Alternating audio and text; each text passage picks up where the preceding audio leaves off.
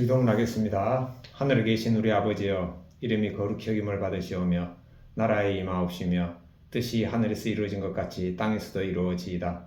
오늘날 우리에게 일용할 양식을 주옵시고 우리가 우리에게 죄 지은 자를 사하여 준 것 같이 우리의 죄를 사하여 주옵시고 우리를 시험에 들게 하지 마옵시며 다만 악에서 구하옵소서. 나라와 근세와 영광이 아버지께 영원히 싸움나이다. 아멘. 찬송가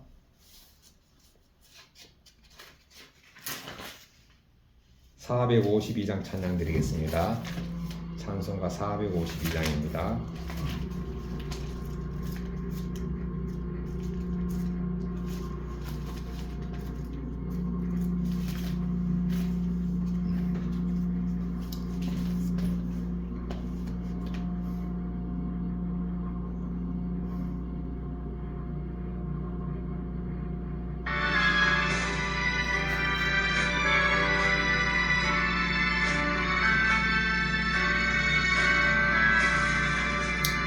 내 모든 소원 기도의 제목 예수님 닮기 원함이라.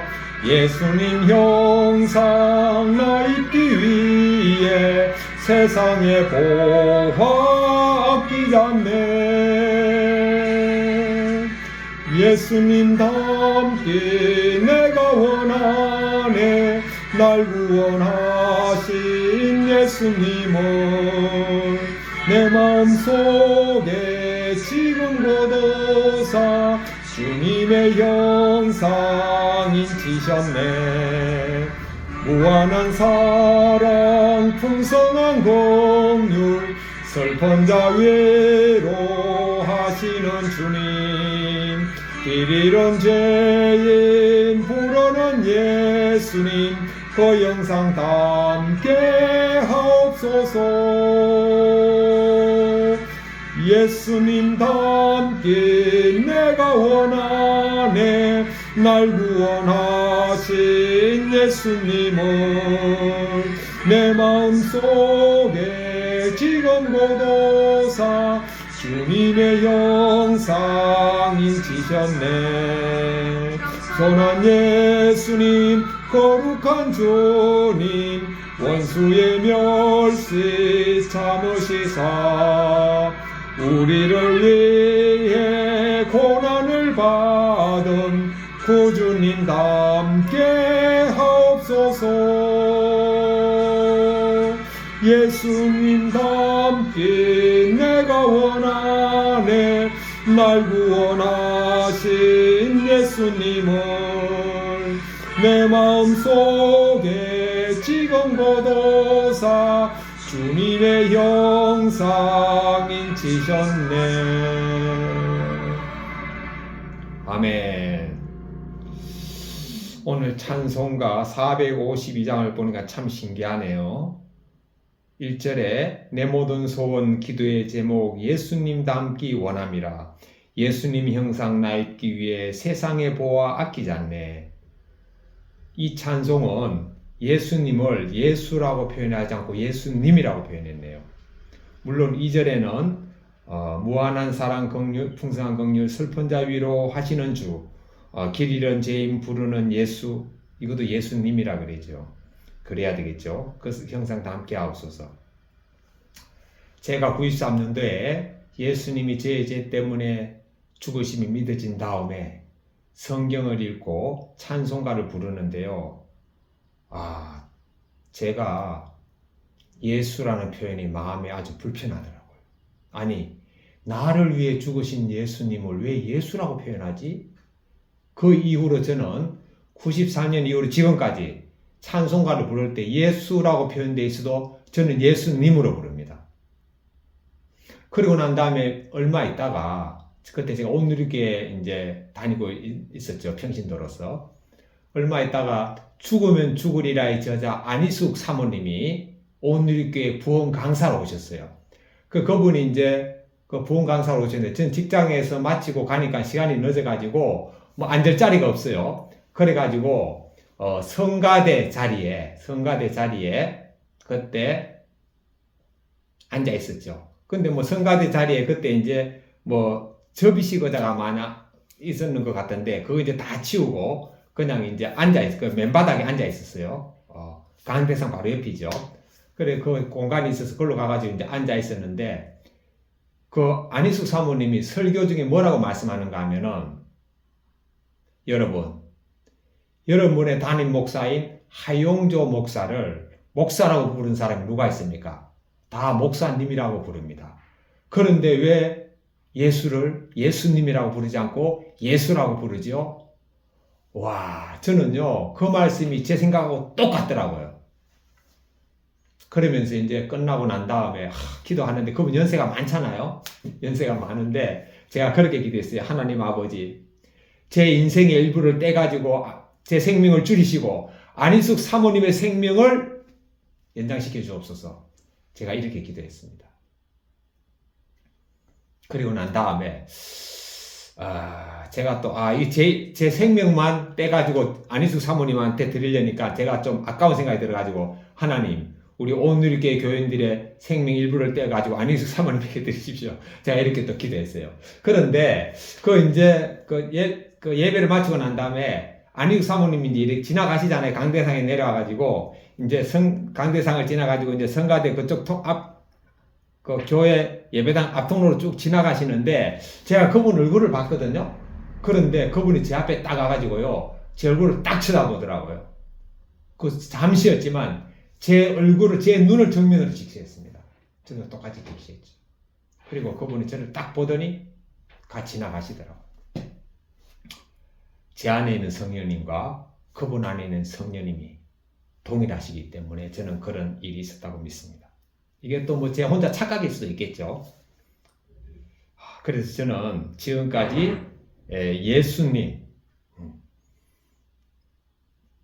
예수라고 하지 않고 설교나 이런데 예수님이라고 표현하는 분들은 저는 정말 존경하게 되더라고요.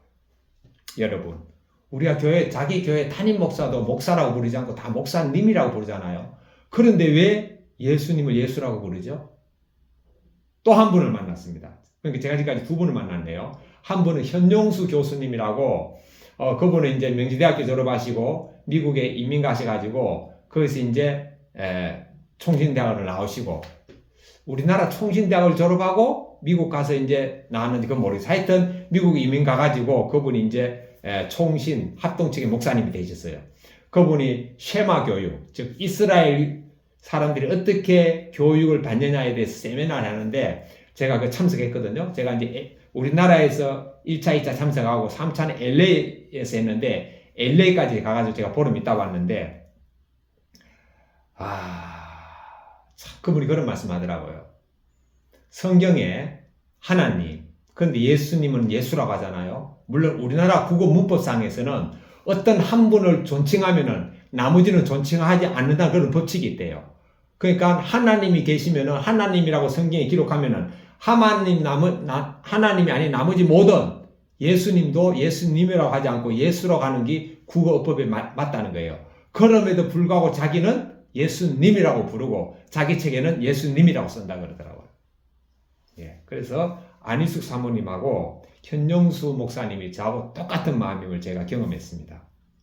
예수님, 얼마나 감사한 이름입니까? 나를 위해 죽어준 분 아닙니까?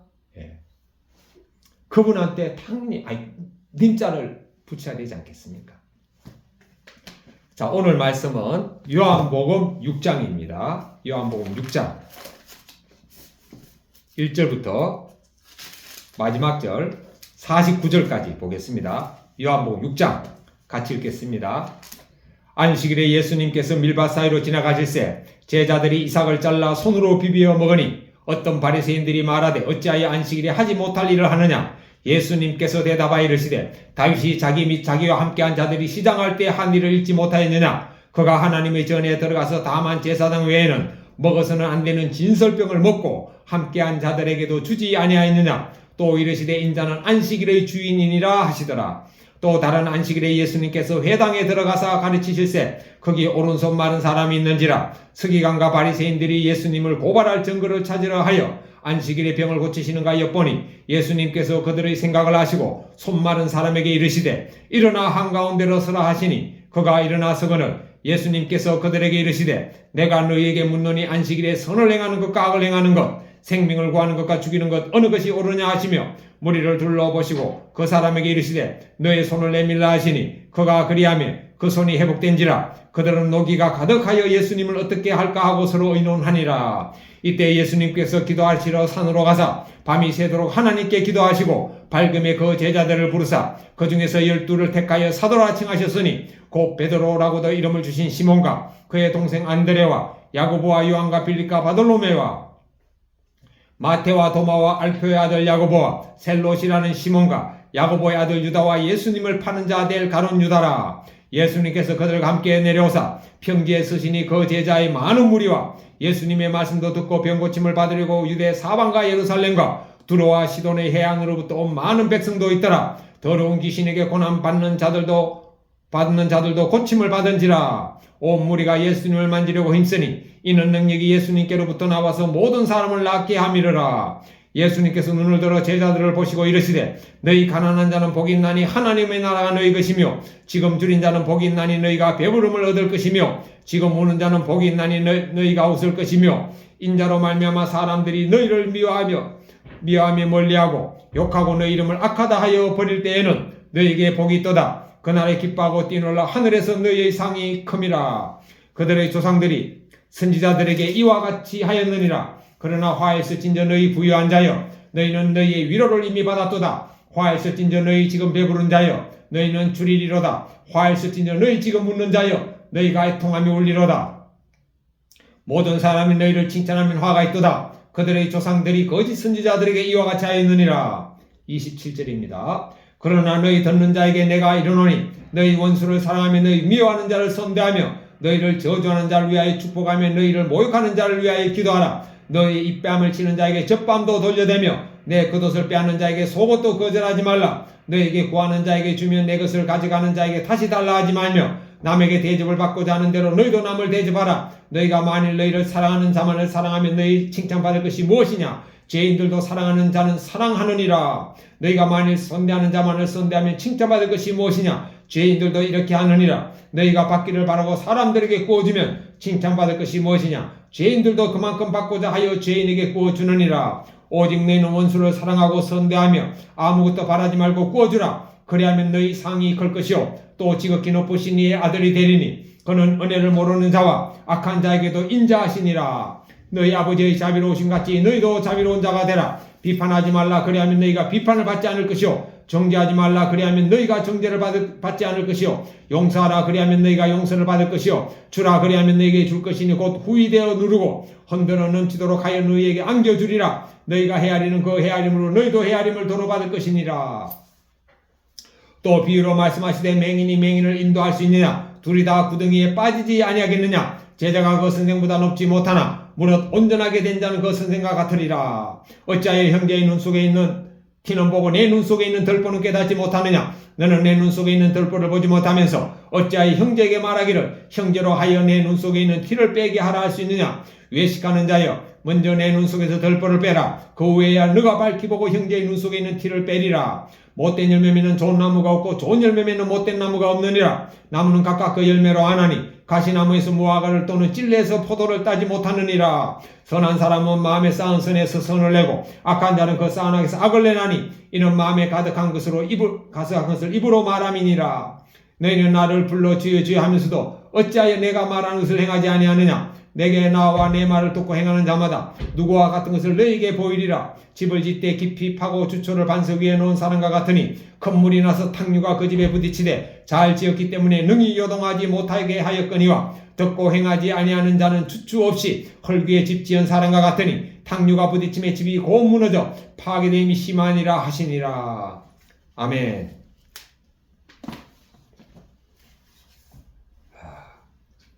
요한복음 6장의 주제는 두 가지입니다. 첫 번째는 원수를 사랑하고 너에게 빌려달라는 사람에게 빌려주고 받지 말라는 겁니다. 두 번째는 주여 주여 하면서도 너희들은 왜 내 말을 행하지 않느냐.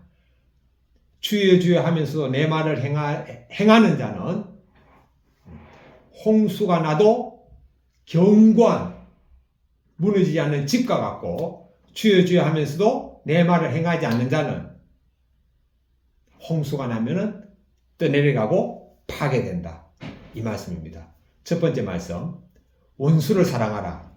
너에게 빌려달라는 하는 자에게 빌려주고 돌려받지 말라고 합니다. 이거 엄청난 거 아닙니까? 이거 불가능합니다. 인간의 마음으로는 불가능합니다. 그러나 내 안에 예수님이 들어오시면은 예수님의 마음으로는 가능합니다. 두 번째, 주여 주여 하면서도 너희는 나에게 주여 주여 하면서도 왜 행하지 않느냐? 행하는 자의 집은 홍수가 나도 떠내려가지 않고, 주여 주여 하면서도 행하지 않는 자는 홍수가 나면 떠내려간다. 이 말은 뭐냐면요, 주여 주여 하는 사람은 죽음이 다가왔을 때 천국에 가지 못하고 지옥에 간다는 말씀입니다. 주여 주여 하면서도 행하지 않는 사람이 지옥에 가고, 주여 주여 하면서도 행하는 사람이 천국에 간다는 것입니다. 그런데 요즘 어떻게 가르치죠? 주여 주여를 누가 합니까? 내 예수님 믿는 사람이 하잖아요. 예수님에게 주여 주여 하면서도 행하지 않아도 마음으로 믿기만 하면 천국에 간다고 가르치잖아요. 다 거짓입니다. 우리는요, 사람의 말을 들어야 되겠습니까? 성경의 말씀을 믿어야 되겠습니까? 자, 자세히 살펴보겠습니다.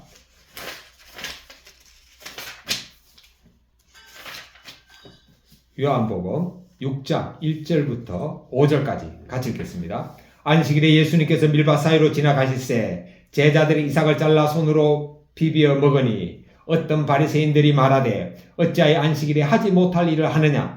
예수님께서 대답하여 이르시되 다윗이 자기와 및 자기와 함께한 자들이 시장할 때 한 일을 읽지 못하였느냐? 그가 하나님의 전에 들어가서 다만 제사장 외에는 먹어서는 안 되는 진설병을 먹고 함께한 자들에게 또 주지 아니하였느냐? 또 이르시되 인자는 안식일의 주인이라 하시더라.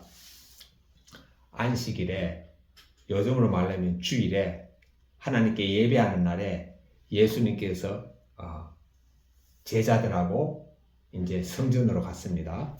그런데 지나가다 보니까 밀이 있어요. 밀이삭이. 그 제자들이 아마 배가 고팠던 모양이에요. 요즘 생각 같아서는 배가 고프면 그냥 이렇게 한 끼 정도는 그냥 굶어도 되는데 제자들이 배가 많이 고팠던 모양이에요. 그래서 밀이삭을 비벼가지고 먹으니까 유대인들이 왜 안식일에 하지 못할 일을 하느냐? 밀이삭을 비벼 먹는 것을 노동으로 생각했습니다. 그러니까 예수님이 성경 말씀을 딱 갖다 들이대죠. 너희들 다윗의 일을 모르느냐? 다윗이 배가 고파가지고 그 일행들과 함께 제사장에 딱 방문했는데 그 제사장이 진설은 베풀었다는 겁니다. 차려놓았다. 병은 떡병자입니다. 이게 한자이기 때문에 어려운데 이게 병자 떡병이거든요. 진설병을 해석하면은 진설떡입니다. 하나님께 제사 드리려고 베풀어 놓은 떡, 그것은 제사장만 먹도록 하나님의 법을 정했습니다. 그런데 다윗과 그 함께한 사람들이 너무 굶주렸기 때문에 제사장이 먹였거든요. 그러니까 하나님의 법이 중요하지만 하나님 법보다 더 중요한 건 뭐죠? 사람이 지금 굶어 죽어가고 있는데, 굶주리고 있는데 하나님이 그 법을 중요시하겠습니까? 굶주리는 사람을 먹이는 게 중요시하겠습니까? 먹이는 거. 그래서 다윗도 다윗과 그 일행들도 제사장들만 먹는 떡이지만 그들이 워낙 굶주렸기 때문에 제사장이 그 떡을 줬다는 거죠. 마찬가지로 오늘 나의 제자들도 배가 고파가지고 이삭을 비벼 먹는 것은 안식일을 범하는 것이 아니다 라고 하니까 할 말이 없는 거죠. 왜? 성경을 가지고 딱 증거를 들이대니까. 그리고 또 한 가지, 인자는 안식일의 주인이다. 내가 이 안식일의 주인이라는 겁니다. 안식일의 주인이 누구죠? 하나님이 안식일의 주인이죠. 그런데 예수님은 자신이 하나님의 주인이기 때문에 예수님이 곧 하나님이라는 것을 간접적으로 말씀하신 겁니다. 6절부터 10절 보겠습니다. 또 다른 안식일에 예수님께서 회당에 들어가서 가르치실새 거기 오른손 마른 사람이 있는지라. 서기관과 바리새인들이 예수님을 고발할 증거를 찾으려 하여 안식일에 병을 고치시는가 엿보니 예수님께서 그들의 생각을 아시고 손 마른 사람에게 이르시되 일어나 한가운데 서라 하시니 그가 일어나 서거늘 예수님께서 그들에게 이르시되 내가 너희에게 묻노니 안식일에 선을 행하는 것과 악을 행하는 것 생명을 구하는 것과 죽이는 것 어느 것이 옳으냐 하시며 무리를 둘러보시고 그 사람에게 이르시되 내 손을 내밀라 하시니 그가 그리하며 그 손이 회복된지라. 또 다른 그날 안식 말고 또 다른 안식일에 예수님이 회당에 딱 갔어요. 갔는데 그게 오른손이 말랐다는 건 뭐죠? 오른손이 마비가 됐다는 겁니다. 오른손이 마비가 된 사람을 예수님이 딱 봤어요. 보니까 사람들이 예수님을 고발할 증거를 찾기 위해서 왜 안식일을 범하는 게 구약에는 엄청나게 중요했거든요. 구약에는요 안식일에 자기가 해먹을 음식을 위해서 나무하러 가는 사람을 하나님 어떻게 할까 해서 하나님이 죽이라고 그랬거든요. 그런데 왜 하나님 죽이라고 했는가 하면은 안식일에는 음식을 만들어 먹는 것이 아니고 하나님께서 만나를 주셨잖아요. 그 전날 토요일날 안식일 전에 만나를 며칠 걸 줬죠? 이틀 걸 줬어요. 이틀 걸 줬기 때문에 나무를 하지 않아도 그걸 가지고 먹을 수가 있는 거죠. 예. 뭐 음식을 하더라도 토요일날 다 해놔가지고 이제 먹는 건데 그 사람이 나무 하는 것 때문에 죽임을 당했어요. 그래서 그건 이제 자기의 유익을 위해서 한 거죠. 그런데 오늘날 이거는 뭐냐면 예수님께서 예수님의 유익을 위해서 한 게 아니고 지금 선을 행하는 것과 악을 행하는 것, 생명을 구하는 것과 생명을 살리는 것, 예, 가지고 지금 그 문제와 관계됐다면 안식일보다 지키는 것보다 이것이 더 중요하다는 거죠. 자, 그래서 회당에 들어갔는데 손 많은 사람을 딱 보고 예수님께서 딱 일어서라 그랬어요. 왜? 예수님 이미 유대인들을 서기관과 바리새인들의 마음을 다 보셨잖아요. 저들이 지금 내가 안식일날 병 고치는 것을 가지고 이제 고발할 것을 찾을 거구나. 예수님이 다 보시니까. 그래, 그걸 다 하시고 딱 일어서라 그랬습니다. 그렇게 해가지고 일단 고치기 전에 예수님께서 먼저 물어봐요. 많은 사람에게. 안식일에 생명을 구하는 것과 생명을 죽이는 것, 선을 행하는 것과 악을 행하는 것, 어느 것이 중요한지를 다 묻습니다. 그러니까 당연히 안식일에도 선을 행해야 되고 안식일에도 생명을 구해야 된다는 말씀이죠. 그리고 무리를 쫙 둘러보시고 대답할 말이 없는 거죠. 사람들이 내 손을 내밀라 하시니까 그 말씀과 더불어 그 사람이 바로 손이 회복됐습니다. 11절 그들은 노기가 가득하여 예수님을 어떻게 할까 서로 의논하니라.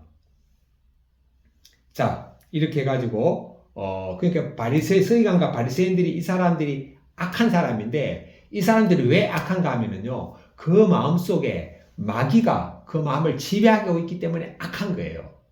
마귀는 악의 존재 아닙니까? 악의 존재. 그래서 마귀가 먼저 이 땅에 존재하는 것 중에서 하나님의 말씀에 제일 먼저 불순한 게 마귀잖아요. 그 마귀는 이제 자기가 하나님의 말씀에 불순종했기 때문에 자기가 지옥에 들어갈 걸 너무너무 잘 알아요. 근데 혼자만 들어가기 너무 억울하잖아요. 마귀가 생각하기에. 그래가지고 하나님을 믿는 자녀들도 같이 지옥에 끌고 가기 위해서 아담을 유혹한 것이죠. 그리고 우리도 마귀의 종으로 같이 지옥에 끌고 가기 위해서 마귀는 우리에게 들어와가지고 자기가 주인 노릇하는 것이죠. 이게 어디에 나옵니까? 마태복음 25장에 나옵니다. 하나님께서는 지옥을 사람을 위해서 예배해 놓은 게 아닙니다. 마귀와 마귀를 따르는 종들을 위해서 예배해 놨다고 성경에는 분명히 나옵니다.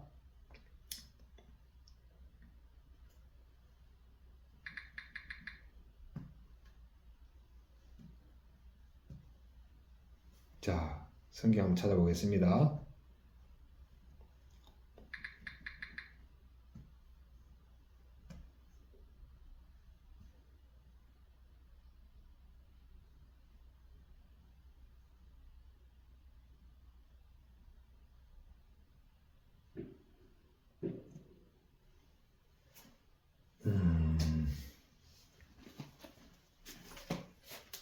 마태복음 25장 한번 보겠습니다. 마태복음 25장.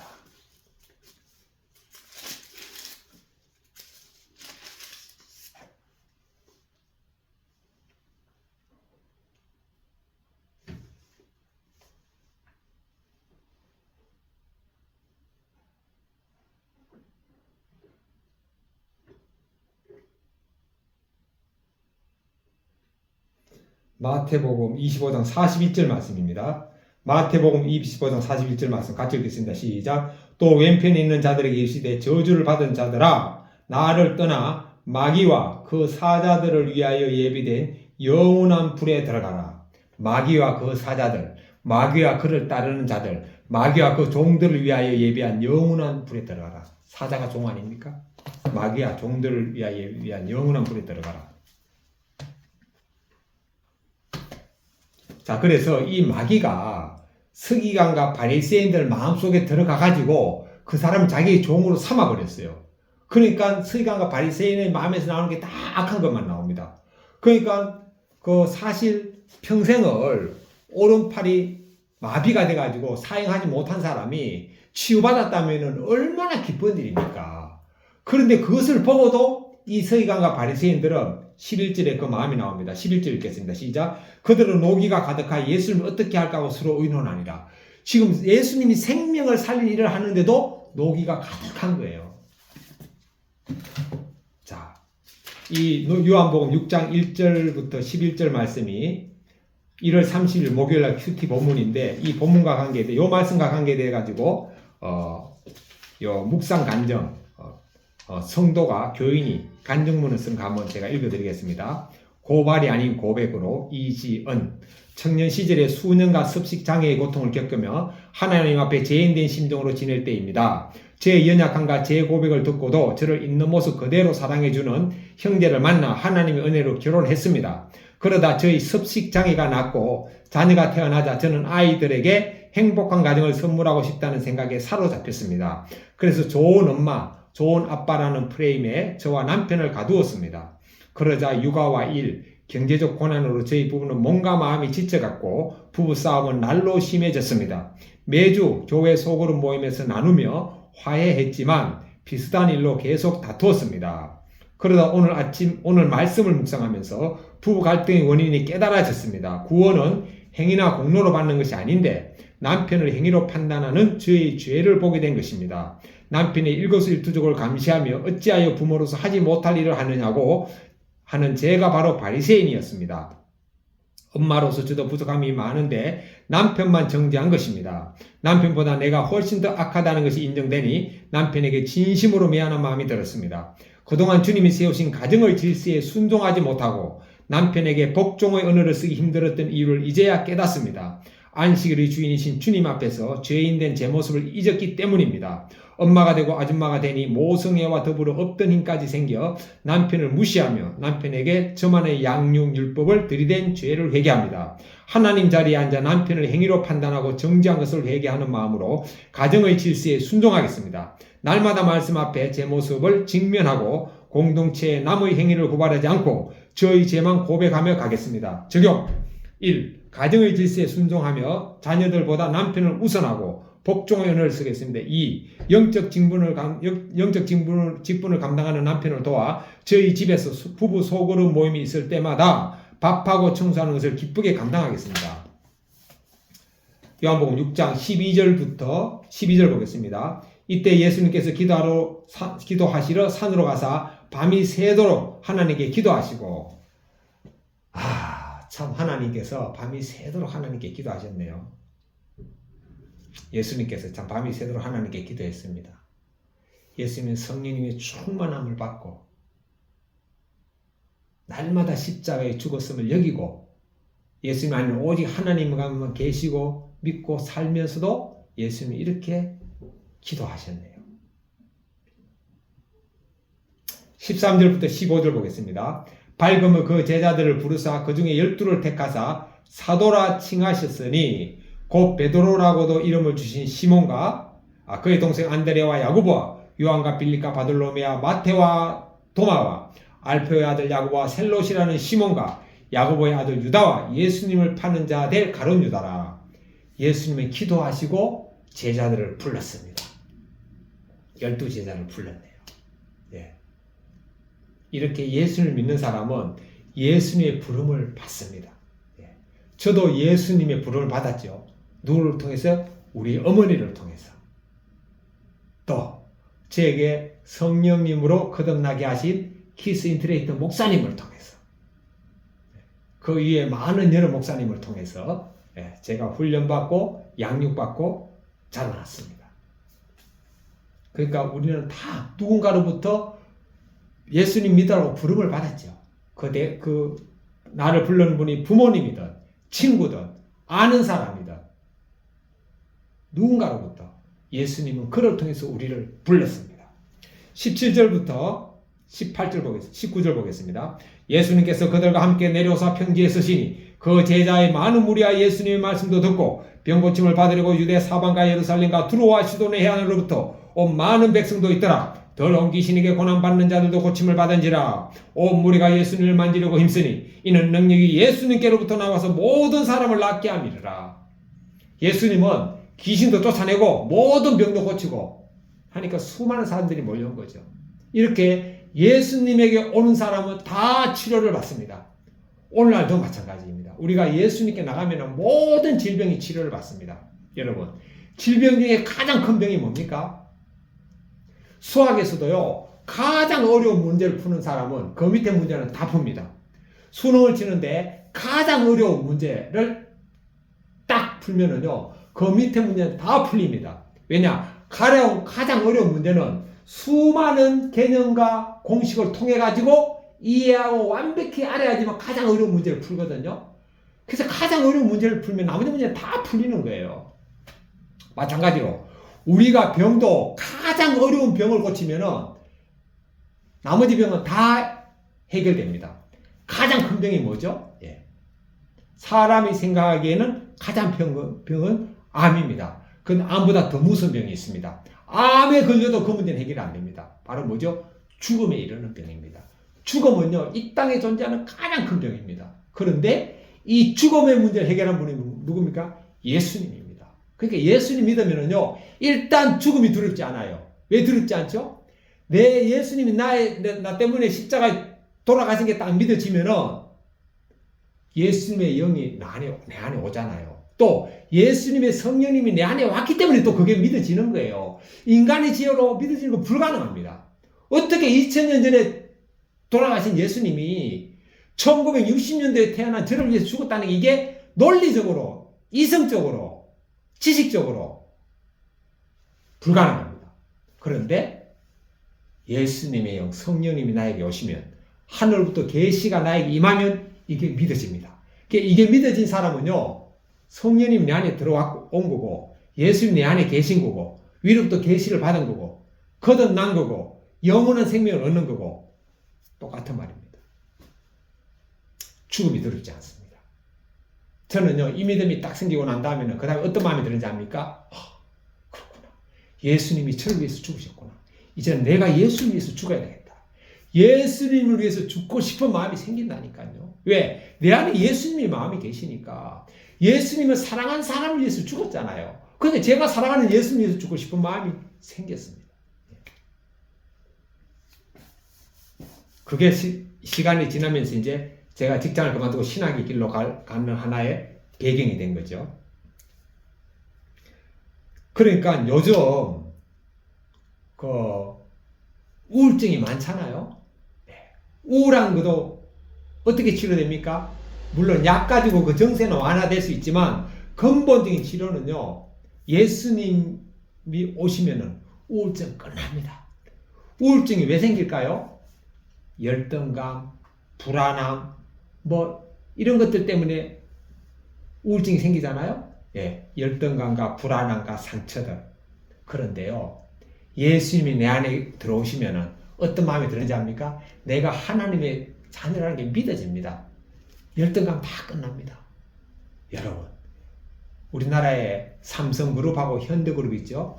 현대 기아 자동차 회장이 정문구 회장님입니다. 그분은요, 한양대학교 공대를 나왔습니다. 그 최고의 부자의 아들이 왜 한양대밖에 못 갔을까요? 실력이 그거밖에 안 되니까. 그런데 현대 기아 자동차에는 수많은 명문 학생이 수두룩합니다. 서울대, 공대, MIT 뭐 많습니다. 그러면은 정몽구 회장님이 그때는 정주영 회장님 아들이었죠. 정주영 회장 아들인데 그런 자기보다 명문대학 나온 사람 보고 열등감 느낍니까? 열등감 느끼지 않습니다. 아니 자기는 앞으로 오너가 될 사람인데 이 회사의 회장이 될 사람인데 학벌 가지고 열등감 안 느낍니다. 그러니까 옛날에 왕을 이어받은 사람이 세자잖아요. 세자가 영의정 보고 열등감 느낍니까? 안 느낍니다. 자기는 앞으로 왕 될 사람인데.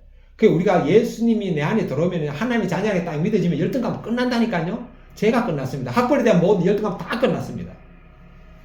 저는 처음에 열등감 언제 느꼈냐? 제가 대구에 고등학교를 딱 상고를 왔는데 저는 중앙상고 나왔는데 그 위에 대구상고가 있더라고요. 딱 열등감 느꼈죠. 대학을 딱 갔는데 대구대학 갔어요. 대구에는 경북대, 영남대, 계명대, 대구대 대학 서열입니다. 제가 네 번째잖아요. 그 경대 만난 애들 보면 열등감 느끼는 거죠. 영대 만난 애들 열등감 느끼고. 계대는 뭐 비싸니까 그렇게 열등감 안 느꼈어요. 그런데 제가 회사 가서도 열등감 느꼈죠. 왜? 공채해가지고 대한생명에 들어갔지만 지금의 하나생명 뭐 동기는 서울대부터 쫙 있으니까 제가 대구대학에 열등감 느끼잖아요.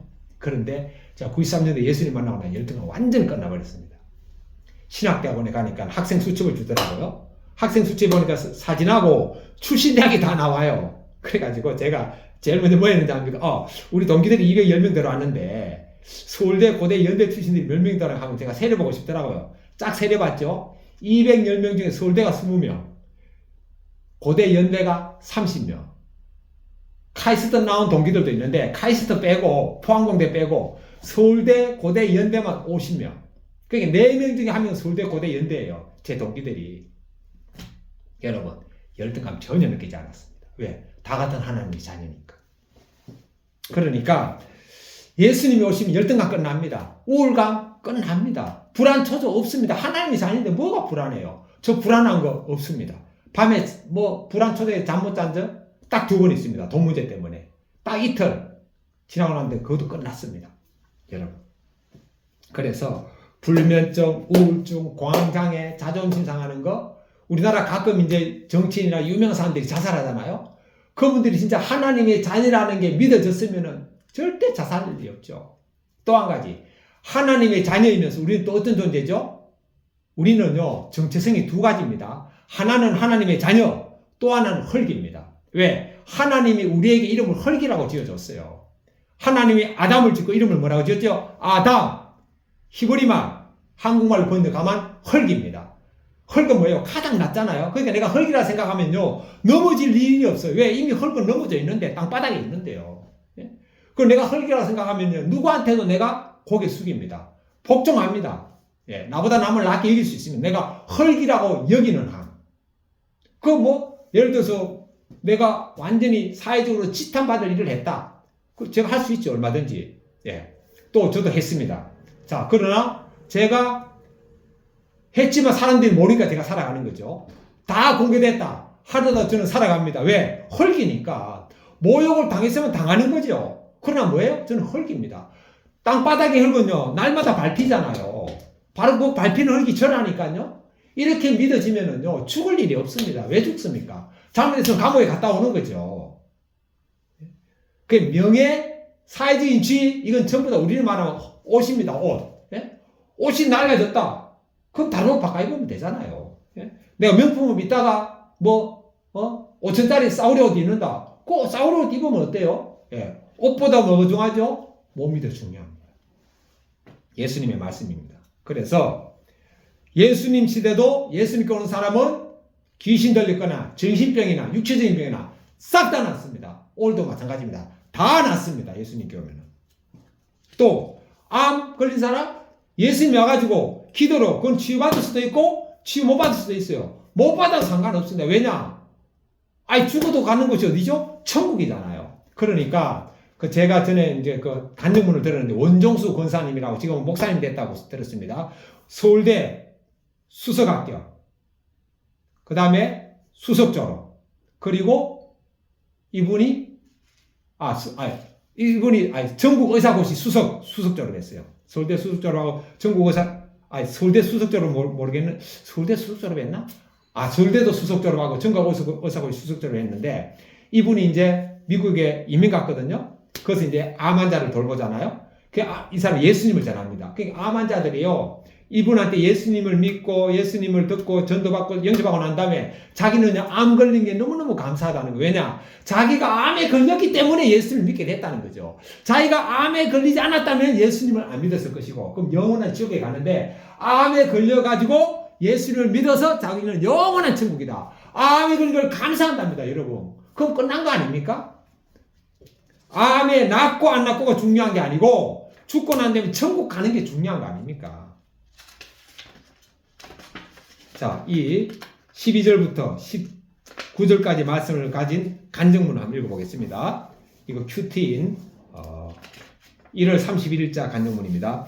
아버지의 수고, 나 형진. 제가 어린 시절에 아버지는 사업을 한다며 집을 떠나 서울로 가셨습니다. 그 후 아버지에게 사업 자금을 빌려준 사람들이 집으로 찾아와 어머니를 닥달하며 힘들게 했습니다. 저는 그런 모습을 보면서 아버지를 원망했습니다. 아버지는 생활비도 주지 않으시고 한동안 연락도 되지 않았습니다. 그러다 보니 어머니 홀로 생계를 책임지셔야 했습니다. 어머니는 삶이 힘들어 예수님의 말씀도 듣고 병 고침을 받으려고 예수님께서 나온 병자들처럼 저를 데리고 교회에 나가셨고 가끔 집에 오시는 아버지도 교회로 인도하셨습니다. 하지만 아버지를 향한 제 원망은 사라지지 않았습니다. 성인이 되어 신앙서적을 읽으며 아버지를 용서하려고 노력했지만 저에게 아버지는 여전히 불편하고 무능력한 존재일 뿐이었습니다. 사업이 망한 뒤 집에 돌아와 미안해하는 기색도 없이 이기적으로 행동하는 아버지를 보는 게 너무 힘들었습니다. 아버지는 사소한 일로 어머니에게 화를 내셨고 저를 보증인으로 세워 대출을 받으려고도 하셨습니다. 그러던 중 저는 믿음의 공동체에 속해 말씀을 묵상하게 되었습니다. 그러자 그동안 착하게만 살았다고 생각하던 제가 예수님을 죽인 바리새인 같은 죄인임이 깨달아졌습니다. 그리고 예수님 믿게 해준 부모가 최고의 부모이며 우리 가족이 구원받도록 아버지가 수고하셨음을 인정하게 되었습니다. 그 순간 아버지를 향한 원망이 눈녹도 사라지는 것을 경험했습니다. 지난 명절에 아버지를 뵈었을 때입니다. 그때 사업이 성공했다면 우리 가족 편하게 살았을 거다라는 아버지 말씀에 저는 웃으면서 만약 그랬다면 우리 가족은 예수님 믿지 않았을 거예요 라고 대답했습니다. 그러자 아버지도 고개를 끄덕이셨습니다. 스스로 의롭게 여기며 아버지를 원망하다 죽을 뻔한 저를 고쳐주시고 아버지의 수고를 깨닫게 하신 하나님께 감사드립니다. 저를 불러주신 사명의 자리에서 지체들을 잘 섬기겠습니다. 적용 1. 아버지께 전화해서 예수님 믿게 해주셔서 감사하다고 말씀드리겠습니다. 적용 2. 힘들어하는 교회 소그룹 지체들을 위해 기도하고 전화로 격려하겠습니다.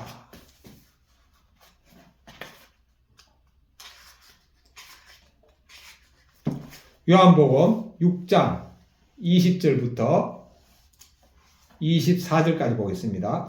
예수님께서 눈을 들어 제자들을 보시고 이르시되 너희 가난한 자는 복이 있나니 하나님의 나라가 너희 것이며 지금 줄인 자는 복이 있나니 너희가 배부름을 얻을 것이며 지금 오는 자는 복이 있나니 너희가 웃을 것이며. 자, 여러분이 예수님 눈을 들어 제자를 딱 보시고 말씀했습니다. 가난한 자는 복이 있나니 하나님 나라가 너희 것이며. 여러분, 예수님이 내 안에 들어오면은요, 예수님이 나의 죄 때문에 죽어짐이 믿으면은요, 아무리 가난해도 이미 그 사람 가난한 사람이 아닙니다. 왜? 내 안에 예수님이 계시니까. 내 안에 하늘나라가 있는데 무엇이 가난합니까? 그래서 저는 18평 아파트에 살아도 전혀 가난함을 못 느낍니다. 다마스 타고 다니도 저는 전혀 가난함 못 느낍니다. 21절. 그리고 저는요, 다마스로 배달하기 때문에 종종 이제 신세계백화점, 현대백화점 명품 매장 가잖아요. 명품 매장, 명품들 저는 하나도 눈에 안 들어옵니다. 물론 누가 주면은 제가 사용을 하겠죠. 그런데 그 돈의 가치만큼 저는 귀하게 여기지 않습니다. 예.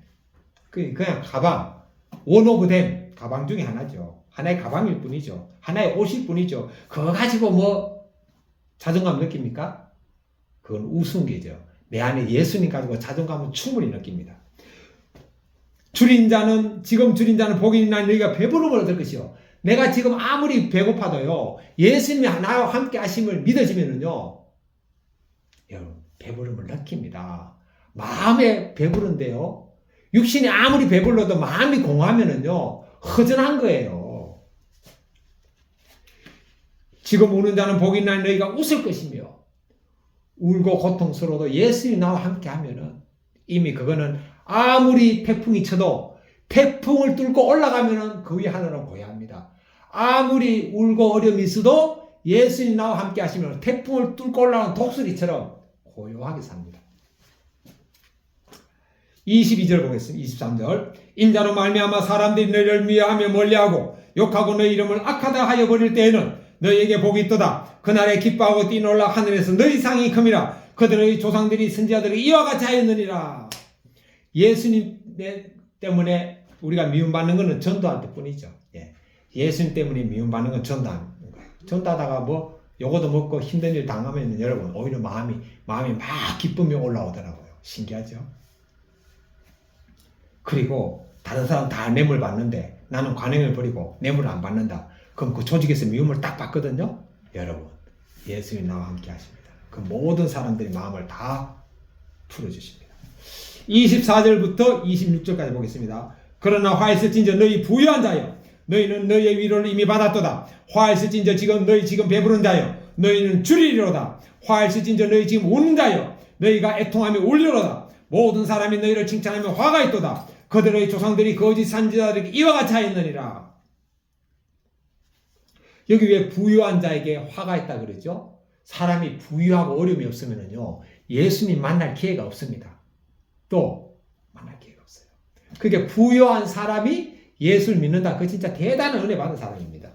또 배부른 사람 마찬가지입니다. 예? 지금 우는 사람 지금 인생의 삶이 행복한데 예수님 믿는 기가 쉽지 않습니다. 여러분. 그러니까 고난이 유익한 겁니다. 내가 고난 받고 힘들 때 그때 예수님이 믿어지기가 쉬워집니다. 저도 마찬가지였습니다. 화일선이저 너희 웃는 자여 너희가 애통하며 울리로다. 그렇죠. 지금 배부르고 지금 부유하고 지금 뭐 웃으면 뭐합니까? 지옥 가면은 얼마나 애통하겠습니까? 모든 사람이 너희를 칭찬하면 화가 있도다. 너 그들의 조상들이 거짓 선지자를 이와 같이 하였느니라. 거짓 선지자들 뭐 주여 주여 하는 자마다 자가 천국 갑니다. 예? 거짓 선지자들입니다. 이번에 우리나라 계엄 사태가 있었는데 그게 계엄을 딱 대부분의 사람들은 계엄에 끌려갔어요. 순종했어요. 대통령이 하는 말이 불법인 줄 알면서 순종했습니다. 그러나 몇몇 사람들이 딱 안 했잖아요. 와, 그 누굽니까? 홍장원인가 그분 안기부 1차장 그분요 대통령 말 딱 거부했잖아요. 왜? 불법이니까. 그분이 예수님 믿는지 안 믿는지 전 모르겠습니다. 예수님 믿지 않는데 그렇게 행동했다면 그 진짜 엄청난 사람입니다. 그러나 예수님 믿는 사람은요 딱 거부했어요. 왜? 대통령보다 그 신분이 내 안에 있거든요. 예. 불법 요구하면 딱 거부합니다. 제가 대한생명 연구소장 할 때, 지금 하나생명 연구소장 할 때, 월말이 되면은 막 다 주일날도 막 출근하라 그러더라고. 그때는 지금하고 틀립니다. 90년대죠, 90년대. 지금 직장문하고 틀리죠. 단사 소장도 다 출근했습니다. 전 국장님, 저 주일날 교회 가야 되기 때문에 안 갑니다. 못 갑니다. 안 갔습니다. 그것 때문에 제가 불이익 당하지 않았습니다. 뭐 불이익 당해도 당하는 거죠.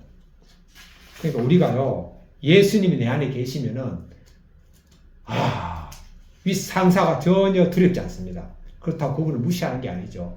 당연히 성경에는요, 윗사람에게 복종하라고 나옵니다.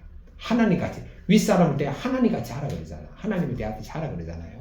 일을 할 때도 하나님에게 하듯이 하라 그러잖아요. 그러니까 윗사람이 당연히 우리는 예의를 갖추고 순종해야죠. 그러나 불법을 요구할 때는 다 끊는 거죠. 그 수많은 장군들, 그분들이 예수님 인상도 분명히 있을 거예요. 구속된 사람들 중에는. 그러나 그런 예수님이 있어도 그 사람들은 정말 말씀에 행하지 않는 사람들이죠. 아니면 거듭나지 못한 사람들입니다. 자, 이 말씀 누가복음 6장 20절부터 26절 가지고 간증한 간증문입니다. 가장 가난할 때 찾아오신 주님, 이성수 님이 쓴 간증입니다. 제 부모님은 지방에서 농사를 지으셨습니다. 제가 중학생일 때는 친구들도 다 저와 비슷한 환경에서 자라다 보니 서로 비교할 일이 별로 없었습니다. 하지만 도시에 있는 고등학교에 다니면서는 상황이 완전히 달라졌습니다. 저는 친구들과 저를 비교하며 가난한 가정 환경에 열등감을 느꼈습니다. 그럴수록 반드시 성공해서 내 자식들만큼은 이런 열등감을 느끼지 않게 해주리라고 다짐했습니다. 그 후 저는 서울에 있는 의대에 진학했습니다. 그러자 이미 성공하여 집안을 이렇게 세운 것처럼 여기저 뿌듯했습니다. 졸업한 뒤에는 여러 전공과 중에서 돈을 잘 벌 것 같은 성형외과를 선택했습니다. 그때부터 가난에 눌려있던 자아가 살아나면서 삶의 방식이 조금씩 변했습니다. 저는 군의관 생활을 마치고 개인병원에 취직했습니다.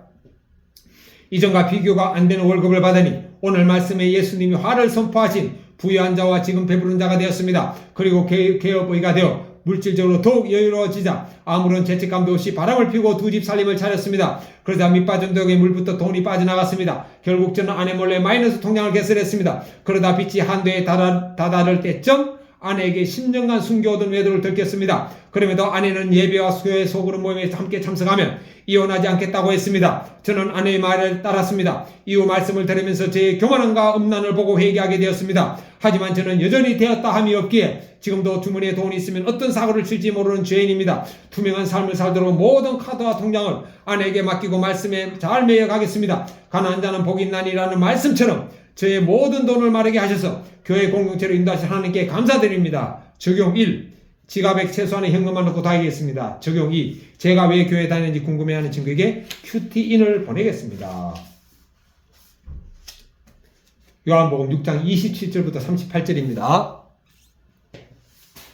27절부터 34절까지 같이 읽겠습니다. 그러나 너희 듣는 자에게 내가 이르노니 너희 원수를 사랑하며 너희를 미워하는 자를 선대하며 너희를 저주하는 자를 위하여 축복하며 너희를 모욕하는 자를 위하여 기도하라. 너희 뺨을 치는 자에게 젖밤도 돌려대며 내 겉옷을 빼앗는 자에게 속옷도 거절하지 말라. 너에게 구하는 자에게 주며 내 것을 가져가는 자에게 다시 달라 하지 말며 남에게 대접을 받고자 하는 대로 너희도 남을 대접하라. 너희가 만일 너희를 사랑하는 자만을 사랑하면 칭찬받을 것이 무엇이냐? 죄인들도 사랑하는 자는 사랑하느니라. 너희가 만일 선대하는 자만을 선대하면 칭찬받을 것이 무엇이냐? 죄인들도 이렇게 하느니라. 너희가 받기를 바라고 사람들에게 구워주면 칭찬받을 것이 무엇이냐? 죄인들도 그만큼 받고자 하여 죄인에게 구워주느니라. 자, 여기에 원수를 사랑하고 뺨을 치는 자에게 젖밤도 돌려대며 내게 구하는 자에게 주며 내게 가져가는 자에게 다시 달라 하지 말고 꾸기를 바라는 자에게 꾸어주라는 거죠. 여러분, 이거 가능하겠습니까? 불가능한 사람도 있고 가능한 사람도 있습니다. 자, 누가 불가능하죠? 세상 길로 가는 사람은 100% 불가능합니다. 그러나 예수님의 길을 따라가는 사람은 가능합니다. 왜? 예수님의 길은 뭡니까? 뭐든지 나를 따라오려거든. 자기를 부인하고 자기 십자가를 지고 나를 따라오라고 그랬어요. 십자가는 뭐죠? 자기가 죽을 십자가입니다. 바로 자기는 십자가를 진다는 죽음을 상징하는 겁니다. 여러분, 내가 지금 죽는데 돈이 의미가 있습니까? 오히려 죽을 때 되면은요, 좋은이라고 죽으려고 할 거예요. 왜? 일반인들도 좋은 일하면 좋은 데 갈 거로 생각하잖아요. 내가 죽음을 예수님과 함께 죽었다고 여기고 살면은 이 모든 것은 가능합니다. 지금 내가 1시간 후에 죽는데 내 원수를 사랑할 수 있잖아요. 말씀에 순종하는 건데. 그래서 내가 날마다 십자가에 죽었으면 여기면은 이것이 가능합니다. 제가요, 그 예수님, 93년도에 예수님을 다 믿고 난 다음에 제가 경험한 것들 중에 하나가 뭐냐면 미운 사람이 싹 없어지더라고요. 심지어는 저 뺨을 때릴 사람까지 제가 용서가 되더라고요. 지금도 저 미운 사람 없습니다. 한 명도 없습니다. 왜? 제가 미워하면은 물론 저하고 이제 어떤 의견 차이나 싸움 때문에 뭐 제 아내하고 다툴 수도 있고 또 어떤 사람하고 다툴 수가 있죠. 그거는 그때입니다. 그때. 왜냐? 그 사람을 용서하지 않으면 제가 용서 못 받잖아요. 그게 주기도문 아닙니까? 예. 그리고 그것 때문에만 용서하는 게 아니고 내가 십자가에 죽었다고 여기는 순간 모든 것은 끝납니다. 죽음이면 끝나는 거잖아요. 예. 그래서 예수님이 하신 말씀 진짜 다른 건 다 잊어먹더라도 이거 하나만은 기억해야 됩니다. 아무든지 나를 따라오려거든 자기를 부인하고 날마다 자기 십자가를 지고 나를 따를 것이다 라고 예수님이 말씀하셨고, 바울 사도는 이거를 생활 속에 적용해가지고 내가 그리스도 함께 십자가에 못 박혔나니 그런즉 이제는 내가 사는 것이 아니라 오직 내 안에 그리스도 예수님이 사시는 것이라. 이제 내가 육체 가운데 사는 것은 나를 사랑하사 나를 위하여 자기 몸을 버리신 하나님의 아들 믿는 믿음 안에 사는 것이다. 요 두 가지 말씀은요, 그대로 서론 본론과 결론 딱 연결되어 있잖아요. 예수님 말씀처럼 내가 십자가의 죽음을 살면은 내 안에 누구만 사는 거죠? 예수님만 살고 그 예수님 안에 내가 있기 때문에 미움 다 끝나는 거예요. 35절 36절 보겠습니다. 그리고 또 하나 예수님 우리한테 원수를 사랑하라 그럴 때 사랑하지 못할 계명을 우리한테 주겠습니까? 그럼 예수님이 불의한 분이죠. 예수님은 우리에게 이 말씀을 요구하고 예수님이 십자가에 가셨잖아요. 너희도 나와 함께 십자가에 못 박혀 죽음을 여기면 할 수 있다는 거죠. 그래서 예수님께서 말씀하셨죠. 수고하고 무거운 짐지다 다 내게로 오라. 내가 너희를 쉬게 하리라. 내 멍에는 쉽고 가볍다 그랬잖아요. 예수님의 멍에는 뭡니까? 십자가. 십자가에 죽었다고 여기면은요, 이 원수 사랑하는 것도 쉬워지고 가벼워집니다. 나한테 있는 거 주는 것도 쉬워지고 가벼워집니다. 35절부터 36절입니다. 오직 너희는 원수를 사랑하고 선대하며 아무것도 바라지 말고 구워주라. 그리하면 너희 상이 클 것이요 또 지극히 높으신 이의 아들이 되리니 그는 은혜를 모르는 자와 악한 자에게도 인자하시니라. 너희 아버지의 자비로우신 같이 너희도 자비로운 자가 되라. 또 원수 사랑 나왔네요. 바라지 말고 구워주라는 거죠. 그리고 받을 생각하지 마라. 저는 살아오면서요, 저에게 진짜 힘들어가지고 저에게 빌려달라는 사람 두 사람. 세 사람이 사실 세 사람 빌려줬네. 세 사람 빌려줬는데, 제가 빌려주고 돈 못 받은 사람이 세 사람입니다. 그런데 저는 왜 저 사람이 나에게 안 갚을까? 라고 생각 여러 번 안 했습니다. 그러니까요, 하나님께서 제가 돈에 정말 어려울 때 하나님께서 그거 해결해 주시더라니까요. 저는 너무 신기한 걸 경험했습니다. 그래서 돈 문제 가지고 제가 조금 전에, 아까 전에 말씀드렸죠. 딱 이틀 잠 못 잤다고. 해결됩니다. 해결돼. 예. 자, 그래서, 자, 그 다음, 37절부터 38절 보겠습니다. 그리고 우리는요, 정말 저 사람이 나하고 진짜 친구다. 친구도 뭐 다 등급이 있잖아요. 겉으로는 뭐 다 좋은 친구 같은데, 진짜 어려울 때 친구가 진짜 아닙니까? 예. 근데 저 사람이 진짜 어려울 때 나를 도와줄 것인가 여부를 우리가 확인할 수 있는 길을 있습니다. 제가 그거 발견했거든요. 내가요, 그 사람한테 돈을 빌려달라 그랬을 때 딱 드러납니다. 진짜 친구는요, 자기한테 있는 손해까지 보면서도 빌려주더라고요. 와. 제가 우리 신대원, 제가 진짜 돈이 필요해가지고, 돈이 이제 진짜 급박해가지고 꼭 필요하다 이러면은, 저는 돈 빌리는 순서가 있습니다. 일단은, 제 형제들에게 말합니다. 제 가족, 아내나 딸에게 말합니다. 예. 그 다음에 형제들에게 말하고, 그 다음에 사촌들도 뭐 다 같은 사촌이 아니잖아요. 왕래하고 친한 사촌, 딱 얘기하고. 그 다음에 이 얘기하는 사람이 제가 신대원 동기입니다. 신대원 동기 뭐 210명 있지만, 제가 돈 빌려달라고 전화할 수 있는 사람은 지금까지 전화한 사람 한 10명 정도 돼요. 10명 정도 되는데, 그 중에 저에게 돈을 빌려준 사람은 한 분, 두 분, 세 분. 딱 3명이네요. 자, 그런데 돈을 빌려달라 그러면은요, 딱 드러납니다. 예. 자, 37절부터 38절 보겠습니다.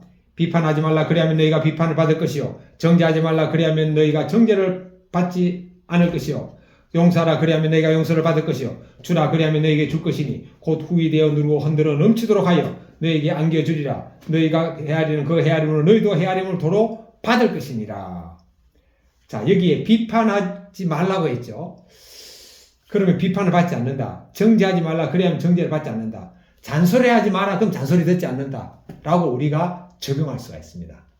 저희가 이제 사형제인데, 이제 추석, 설날, 아버지, 어머니 돌아가셨을 때 다 모이거든요. 1년에 4번 모이죠. 근데 이번에 가가지고는 설날 추석하고, 아버지, 어머니 5월달 돌아가셨고, 아버지 6월달 돌아가셨으니까, 그냥 한번 모이자 그러더라고요. 그러자 그랬습니다. 자, 그런데 형제들, 사형제들이 모이고, 이제 뭐 재수 씨들도 있고, 조카들도 있으면 한 20명 정도 옵니다. 그런데 저희들이요, 지금까지 한 번도 형제간에 부모님 계실 때뿐만 아니고 부모님 돌아가셔서도 한 번도 형제들 간에 싸운 적이 없습니다. 그렇다고 제가 뭐 제 아내하고도 싸운 적이 없다 이건 아닙니다. 아내하고도 가끔 싸웁니다. 그런데 왜 형제 간에 한 번도 싸우지 않았을까를 딱 생각해 보니까요. 우리는 형제들 간에 서로가 서로의 잘못을 지적하지 않습니다. 잔소리하지 않습니다. 또 형제들 간에 선한 걸 이야기하지 않습니다. 그러니까 잔소리하지 않으면 잔소리 듣지 않고 비판하지 않으면 비판 듣지 않는 거죠. 그리고 이제 우리는 이제 그 명절날 모이면은 이제 쭉 돌아가면서 이제 추모 예식을 드리는데 쭉 돌아가면서 뭘 하는가 하면은 지난 마지막으로 만나고 이제 오늘까지 지내오면서 살면서 좋았던 일, 그다음 내가 감동받았던 글, 혹은 성경 말씀, 혹은 영화라든가 뭐 이런 거에 대해서 나눌 것도 힘들었던 점, 이런 거에 대해서 다른 사람 얘기가 아니고 자기 얘기를 하라 그럽니다. 3분 스피치로서. 그럼 쭉 하잖아요. 하고 나면 무조건 박수 쳐줍니다. 이래 하니까요. 그 한 20명 안팎이 모였는데 그런 나눔이 보통 한 1시간 정도 왔다 갔다 하거든요. 그러니까 그게 얼마나 진짜 즐거운 시간인지 몰라요. 또 소란의 형편을 다 알게 돼. 그걸 통해 가지고. 네. 자, 그리고 이제 부부간에는 왜 싸우는가 하면 결국은 비판하니까 비판받는 거고 잔소리하니까 잔소리 당하는 거죠. 예수님께서 비판하지 마라, 잔소리하지 마라 그랬네요. 네. 그리고 빌려달라는 사람이 주라 그러잖아요. 그러면은 후이 들어 넘치게 해준다 그러잖아요. 그래서 내가 줄 수 있는 형편만 되면은 주는 거죠. 예, 주는 거. 그러니까 하나님께서 저에게도 제가 진짜 필요할 때 하나님께서 또 이렇게 저렴한 이자를 국가기관을 통해서 돈을 빌려주시도록 하더라고요. 그러니까 우리가 있을 때만 주는 게 아니고 정말 상대방이 어려우면은요 내한테 없더라도 카드 빚내서라도 제가 주게 되더라고요. 그래서 저는 제 입사 동기 중에 한 명이 거의 한 20년 만에 전화가 왔어요. 원서봐, 내가 많이 힘들다. 500만 원 좀 빌려달라. 몇 년에 되고 있을 때. 그래가지고 성만아, 내가 지금 500 없다. 지금 나한테 돈 없지만 내가 카드라도 내가 100만 원을 나한테 보내줄게. 그리고 나머지 400만 원은 나처럼 네 주위에 아는 사람한테 전화해가지고 100만 원씩 빌려달라 해가지고 좀 해결해봐라 했죠. 그래서 저는 그거는데 바로 카드 빚내가지고 그때 카드는요 지금처럼 100만 원씩 안 됐어요. 그때는 30만 원밖에 안 됐거든요. 그래서 이제 몇 개 카드 이제 해가지고 제가 바로 송금해 줬습니다. 그 나중에 그 친구가 그러더라고요. 자기한테 전화하기 전에 몇 번 옥상에 올라갔다 그러더라고요. 여러분 20년 만에 친구한테 돈 빌려달라고 전화할 때 그 친구가 얼마나 그 마음이 힘들었겠어요. 저는 그 마음을 알거든요. 왜? 저도 빌려본 경험이 있으니까. 그 경험이 있기 때문에 제가 바로 제가 보낸다 그랬죠. 100만 원을. 그러니까 우리는요. 돈 빌려본 경험을 얻는 것도 진짜 큰 은혜입니다. 은혜. 그리고 또한 요거는 이제 친구가 아니고 제 가까운 친척 중에 한 사람. 예. 전화해가지고 좀 빌려달라 그러더라고. 그래가지고 그때도 마찬가지로 제가 빌려줬어요. 예.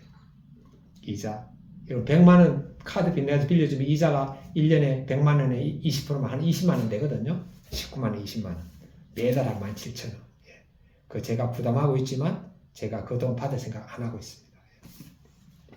그리고 처음에 이제 제가 빌려준 친구는 100만 원 빌려준 친구 저한테 한 2, 30만 원 갖고 이제 좀 지나다가 이제 하늘나라 갔는데 암이 재발해가지고 그런데 하나님께서 그 뒤로 다른 걸 통해서 저를 갚아주시더라고요. 어떤 건지 궁금하죠? 제가 이제 대한생명 다니다가 퇴직할 때 국민연금 1,100만 원을 다 먹었어요. 그리고 난 다음에 또 그동안 개척교회 하느라고 뭐 연금 낼 돈이 없었죠. 그런데 전주에 있는 제 그 동기 형님 목사님이 저한테 한 번씩 전화 오면 무조건 원서가 국민연금 가입해야 된다 그러더라고요. 그래서 제가 한두 번 전화 받을 때 그냥 한두 귀 듣고 한두 귀 흘리는데 세 번째 전화했을 때는 안 되겠다. 이분이 이렇게 말씀하시는데 내가 한번 확인해 봐야 돼. 그래서 국민연금 딱 가서 확인해 보니까 이거는요 무조건 내가 가입해야 되더라고요. 그래가지고 근데 그 돈이 있어야 가입하죠. 그러나 작년 7월 달에 안 되겠다. 막바지로 해가지고 제가 그동안 타먹은 거 1,100만 원을 다시 돌려려면 2,500을 내야 되더라고요. 그럼 40만 원 연금이 더 나온다. 그럼 40명 1년에 480, 500이 더 나오잖아요. 그럼 2,500을 내도 5년 동안 2,500을 다 받으니까 해결되기 때문에 이건 무조건 내야 되는 거죠. 그리고 그동안 못 낸 연금도 한 2,500을 내면은 또 40 더 나오더라고요. 그래가지고 한 5천만 원 내면은 연금이 한 100만 원 더 나와가지고 100만 원 해봤자 1년에 1,200이면은 4년이면 끝나잖아요. 그래가지고 제가 빌려가지고 냈는데 어떻게 돈을 그래 마련하죠?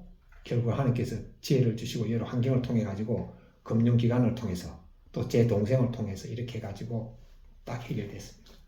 그러니까 여기 보면은 주라 그리하면 너에게 곧 후이되어 흔들어 넘치도록 한다는 말을 저는 경험했잖아요. 경험.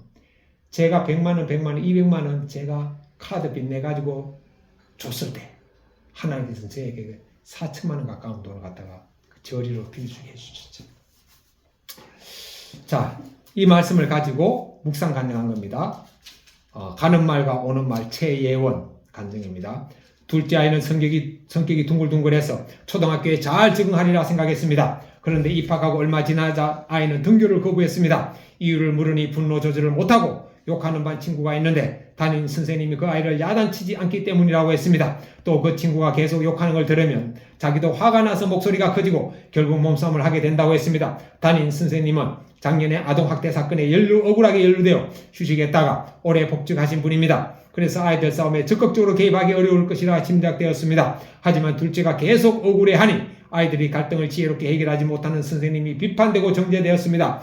그러던 어느 날 아이는 그 친구와 또 싸우다가 얼굴에 큰 상처를 입었습니다. 이후 선생님은 제게 전화하셔서 책임 회피성 발언을 하셨습니다. 그 말을 들은 저는 잘못을 따져야겠다는 생각에 학교로 향했습니다. 그런데 문득 그날 묵상한 욥기 말씀이 생각났습니다. 제가 고통 가운데 하나님을 원망하는 욥을 비난하는 친구들과 같다는 생각이 들면서 선생님의 입장이 헤아려졌습니다. 그래서 아이와 함께 선생님을 찾아가 저의 아이가 매일 친구와 다투고 친구들 수업을 방해해서 죄송합니다 라고 허리 숙여 사죄하고 집으로 돌아왔습니다. 그리고 며칠 뒤 선생님께 아이는 차분한 모습으로 학교에 잘 적응하고 있습니다. 그간 어머님의 여러 노력에 감사드려요 라는 문자 메시지를 받았습니다. 너희가 헤아리는 그 헤아림으로 너희도 헤아림을 도로 받을 것이라는 말씀이 이루어진 것입니다. 또 작은 동네다 보니 이 일이 다른 친구 엄마들에게도 알려져 예수님 믿는 사람은 다르다는 인식을 심어줄 수 있었습니다. 이후 하나님은 둘째가 다른 친구를 전도하는 상도 허락해 주셨습니다. 할렐루야. 적용하기 1. 둘째의 담임 선생님께 큐티인을 전해드리겠습니다. 매일 큐티한 뒤 분노 조절이 어려운 그 친구가 치료를 받을 수 있도록 기도하겠습니다. 자, 여기 보면은요. 지금 둘째 초등학생이 학교 가서 친구와 싸워가지고 이제 적응이 안 됐다 그랬잖아요. 자, 그런데 나중에 이제 차분한 모습으로 학교 생활에 잘 적응하고 있다고 선생님한테 이렇게 연락을 받았거든요. 여기에 뭐가 있는가 하면은요. 이 어머님이 아이를 데리고 선생님한테 찾아가가지고 저희 아이가 매일 친구와 다투고 친구들 수업에 방해해서 죄송합니다 라고 허리 숙여 사죄했습니다. 이걸 아이가 다 봤죠.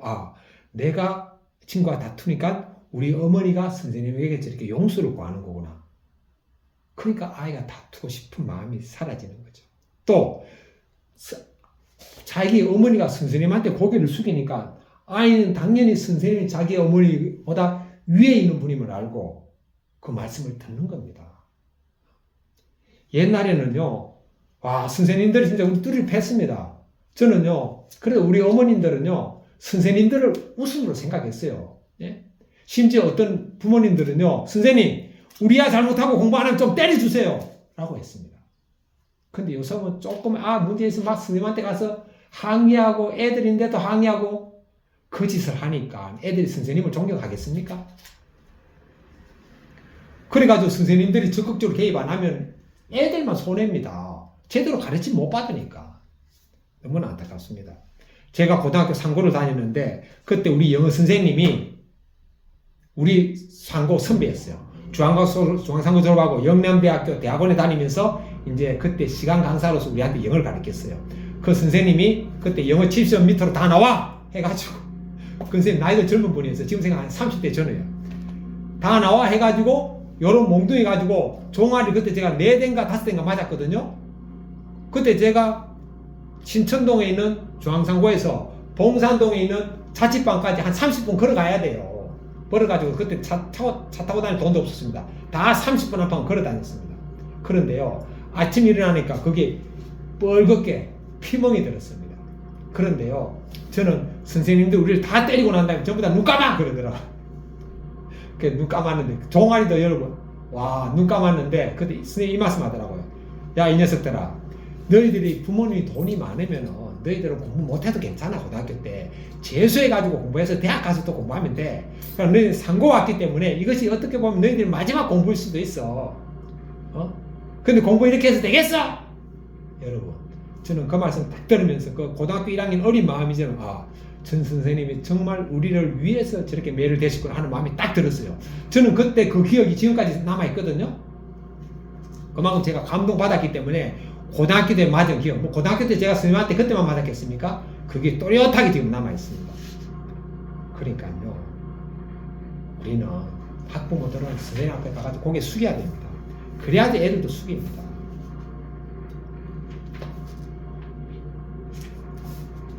누가복음 6장 39절부터 49절입니다. 39절부터 42절까지 보겠습니다. 또 비유로 말씀하시되 맹인이 맹인을 인도할 수 있느냐? 둘이 다 구덩이에 빠지지 아니하겠느냐? 제자가 그 선생보다 높지 못하나 무릇 온전하게 된 자는 그 선생과 같으리라. 어찌하여 형제의 눈 속에 있는 티는 보고 내 눈 속에 있는 덜보는 깨닫지 못하느냐? 너는 내 눈 속에 있는 덜보를 보지 못하면서 어찌하여 형제에게 말하기를 형제의 연하로 내 눈 속에 있는 티를 빼게 하라 할 수 있느냐? 외식하는 자여, 먼저 내 눈 속에서 덜보를 빼라. 그 후에야 너가 밝히 보고 형제의 눈 속에 있는 티를 빼리라. 자, 우리는 다른 사람한테 충고하고 조언하고 잔소리하잖아요. 그거 뭐냐? 그 사람 눈 속에 있는 티를 보고 하는 거죠. 근데 예수님은 뭐라 그러죠? 그 사람에 있는 티보다 네 눈에 있는 덜보, 덜보는 뭐예요? 대들보라는 거죠. 티하고 대들보는 엄청난 크기잖아요. 저는 이 비유를 이제 다 깨달아지네요. 이게 뭐냐면요, 우리는 상대방의 부족함이나 잘못을 보더라도 눈에 보이는 거 한두 개잖아요. 그 사람 속에 있는 또 내가 보지 못하는 수많은 잘못들이 있습니다. 그거 못 보잖아요. 눈에 보이는 한두 개 가지고 우리는 딱 지적하거든요. 그런데 내 안에 있는 거는 상대방이 보지 못하는 것도 나 자신은 보잖아요. 그래서 내 안에 있는 엄청난 죄와 잘못과 악함들이 있잖아요. 그걸 보라는 거죠. 그거 보고 니부터 고치라는 거죠. 니부터 고치라. 그러면 우리 몸에 이 악한 것들을 우리는 어떻게 고칠 수 있을까요? 하나하나 고치지 못합니다. 죽음으로서만 끝납니다. 예, 죽음으로서. 미워하고 엄난하고 교만하고 자랑하고 신경질 내고 화내고 잘난 체하고 시기하고 질투하고 욕심부리고 게으르고 이 모든 악들은요 하나씩 적용해서 끝나는 게 아닙니다. 이거는요 단번에 끝나야 됩니다. 어떻게? 내가 죽었다고 여기면 끝나버립니다. 죽었다고 여기면. 그리고 내 안에 예수님이 사심을 의식하면 끝납니다. 43절부터 45절. 그리고 내가 죽었다고 여기는 삶을 살면은 내 앞에 있는 사람들이 나를 보잖아요. 그러니까 사도행전에 주 예수를 믿어라. 그리하면 너와 내 집을 구원을 얻으리라. 이웃을 구원하기 전에 너와 내 집이 구원을 얻는다 그러잖아요. 그러니까 여기서 저는 이해가 안 돼서 왜 내가 예수님 믿는데 우리 아버지가 예수님 안 믿을까? 지식으로만 믿었기 때문에 안 믿는 거예요. 정말 믿고 그대로 행하고 살면은 제일 먼저 누구부터 충격받고 도전받을까요? 가족부터. 그래서 너와 내 집이 구원받는 겁니다. 지금도 나는 예수님 믿는데 내 가족이 나와 함께 하지 않는다? 저부터네요. 그리고 내 가족이 예수님 안 믿는다? 내 형제가 예수님 안 믿는다? 그거는 내가 아직 예수님을 제대로 안 믿기 때문입니다. 주 예수를 믿어라. 그러면 너와 내 집이 구원을 얻으리라.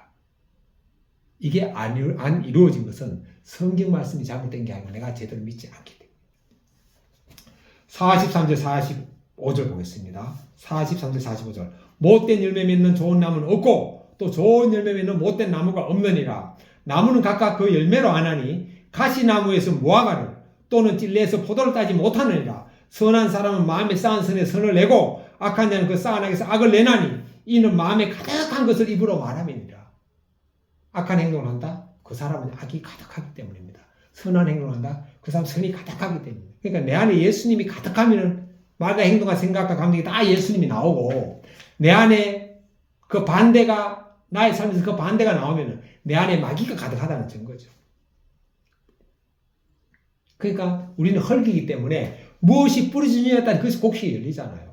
선이 뿌려지면은 선한 열매가, 성령님이 내 밭에 와가지고 확 심어지면은 성령의 열매, 사랑과 희락과 화평과 충성과 온유와 절제와 오래 참은 자비, 친절이 열매가 맺히고, 나란 흙 속에 마귀가 확 뿌리내리고 있으면 성령의 열매와 반대되는 마귀의 열매들이 막 열리는 거죠. 그러니까 요즘 우리나라 정치가 딱 갈라졌잖아요. 조선일보, 중앙일보, 동아일보, 그리고 TV조선, 채널A, MBN, 국민일보, 뭐 이런 거를 보면은 저는 너무나 안타까운 게, 국민일보가 조선일보 기사 따라가는 게 저는 너무나 안타깝습니다. 그럼 또 그쪽 주장을 막 쏟아냅니다. 그 다음에 경향신문, 한겨레신문, 오마이뉴스, MBC 뭐 이런 걸 보면은요, 또 그쪽 계열에 막 그걸 쏟아내요. 그나마 제가 우리나라 언론 중에서 딱 거의 중립에 가까운 걸 하나 딱 발견했습니다. 한국일보. 예. 그래서 어떤 기사를 보더라도 여러분, 조선중앙 동아일보에서 쓰는 거하고 한국일보에서 쓰는 거하고 한겨레 경향에서 쓰는 거하고 세 가지 종류를 딱 비교하면은요, 한국일보가 딱 중앙에 있다는 게 느껴집니다.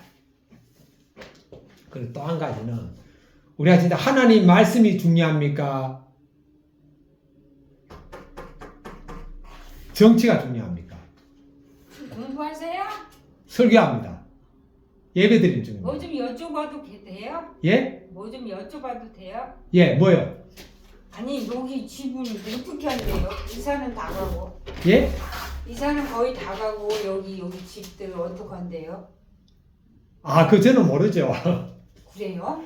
예. 아유, 목사님은 모르세요? 또 뭐 누가 들어오겠죠, 뭐. 그럼 월세 전세 산 사람은 어쩐대요? 그것도 뭐 그 주인들이 알아서 하겠죠, 뭐. 예. 저 궁금해서 여쭤보러 아, 왔어요. 예. 잘 계세요? 예, 계십시오. 모르시네.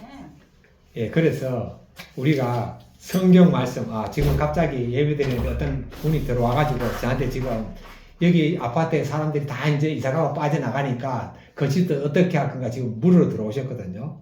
그래서 뭐 교인 없이 설교하니까 그분에게 지금 예배 중이니까 나가세요 할 수가 없는 거죠. 들어오시라고 제가 응답해 드렸습니다.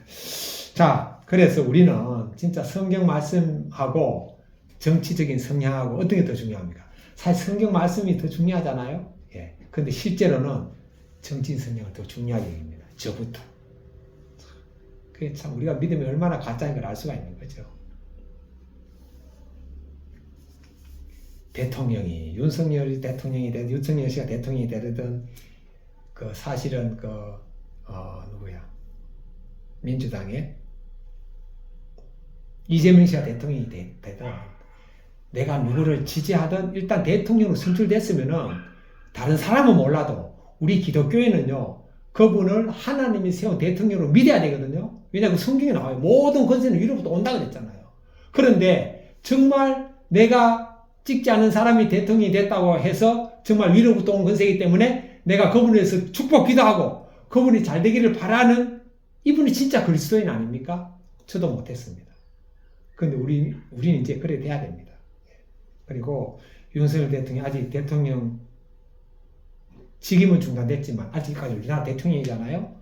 그렇기 때문에 우리가 기도해야 됩니다. 그분을 위해서. 그분을 위해서 기도해야 되고. 그래서 우리 기독교인만이라도 진짜 여호와의 알을 떠나가지고 진짜 누가 대통령이 되든지 내 반대 성향이 된 사람이 되더라도 우리는 그분을 진짜 기도하고 그분을 대통령이 있는 동안에 그분을 지지해야 되는 거죠. 그리고 투표할 때는 내가 판단할 수 있는 거죠. 이분 이 당 저 당 해가지고 내가 판단해서 그때 투표하면 되는 거죠. 근데 투표도 하기 전에 막 우리는 일상의 삶 속에서 막 정치 가지고 주장하고 싸우잖아요. 정치는 월급 받고 직업적으로 정치하는 정치인한테 맡기고, 우리는, 그렇다고 우리가 정치에 무관심하는 건 아니죠. 관심은 가지되 우리의 관심은 투표장에서는 나타내자.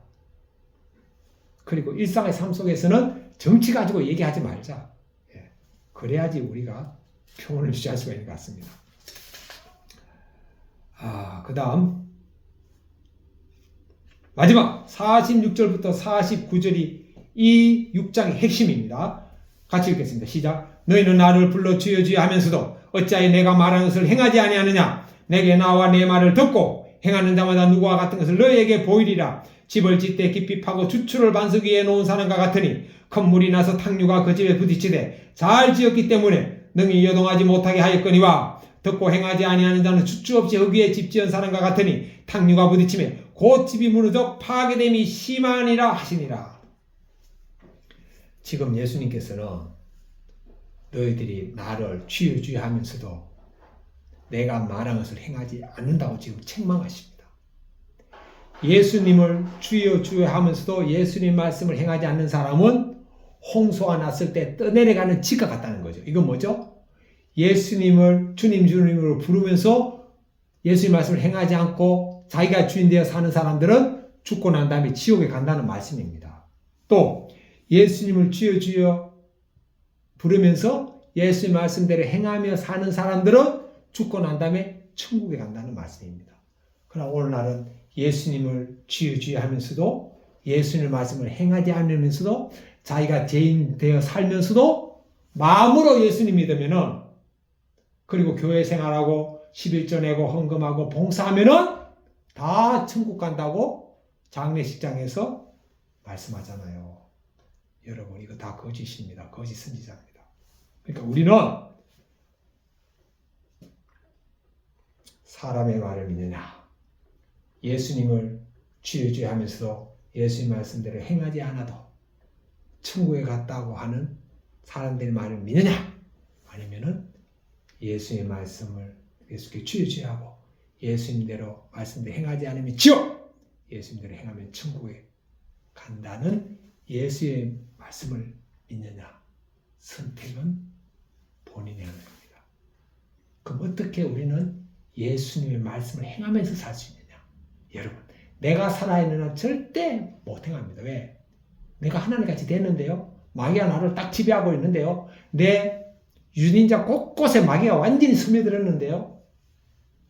방법 딱 하나입니다. 내가 예수님과 함께 죽었음을 여기고 이제는 예수님이 내 안에 들어오셔서 나는 그 예수님과 함께 있으면서 예수님의 생각대로, 예수님의 마음대로, 예수님의 감정대로, 예수님의 행함대로 우리가 살아갈 때 우리는 그렇게 살 수 있습니다. 기도하겠습니다. 하나님 아버지, 요한복음 6장의 말씀을 통해서 예수님께서 원수를 사랑하라고 했습니다. 또 예수님께서는 주여 주여 하는 자마다 주여 주여 했으면 반드시 행하라고 했습니다. 어떻게 이것이 가능합니까? 내가 그리스도 함께 예수님 말씀처럼 아무든지 나를 따라오리거든 자기를 부인하고 날마다 자기 십자가를 지고 나를 따를 것이라는 말씀과 사도 바울의 말씀 갈라디아 2장 20절 내가 그리스도와 함께 십자가에 못 박혔나니 그러니 이제는 내가 사는 것이 아니고 오직 내 안에 그리스도 예수님이 사시는 것이라. 이제 내가 육체 가운데 사는 것은 나를 사랑하사 나를 위하여 자기 몸을 버리신 하나님의 아들 예수를 믿는 믿음 안에 살 때 가능한 줄 믿습니다. 오늘도 이와 같은 삶을 살기를 원합니다. 성령과 함께하여 주옵소서. 예수님의 이름으로 기도드립니다. 아멘. 이제는 우리 주 예수님 그리스도의 은혜와 하나님 아버지의 사랑하심과 성령님의 교통하심이 오늘 이 말씀을 듣는 모든 사람들 위해 함께 있을지어다.